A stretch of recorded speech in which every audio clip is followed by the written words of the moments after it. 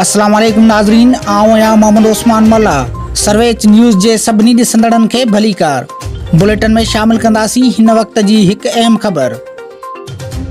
नाज़रीन, तव्हांखे ख़बर ॾींदा हलूं त सरारी शहर में मुहर्रम अल हराम जे आमद जे सिलसिले में सिक्योरिटी जे ख़ुदशनि तोड़े अमन अमान खे बरक़रार रखण लाइ सरारी थाणे जे SHO गुलाम नबी तहीम पारां सरारी थाणे ते हिकु अहम गॾिजाणी कोठाई वई, जंहिंमें शहर जे सियासी, समाजी, मज़हबी माण्हुनि ऐं सहाफ़िन शिरकत कई।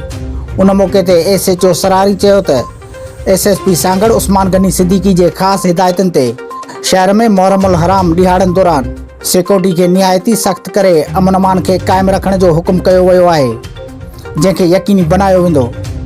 हुन मज़हबी अॻवाननि शहरियुनि खे इल्तिजा कई त मुहर्रम अल हराम जे ॾहे दौरान का बि अणवणंदड़ इंतशार पखीड़ंदड़ गुफ़्तगू खां पासो कयो वञे। ख़ासि करे मस्जिदनि, मजलिसनि ऐं दीनी महफ़िलुनि में लाउड स्पीकरनि ते पाबंदी हूंदी ऐं हिक ॿिए खे तनक़ीद करण खां पासो कयो वञे। हुन चयो त मातम ऐं मजलिसनि दौरान शहर जे दाख़िली तोड़े ख़ारिजी रस्तनि ते चेकिंग कंदे सिक्योरिटी सख़्तु कई वेंदी।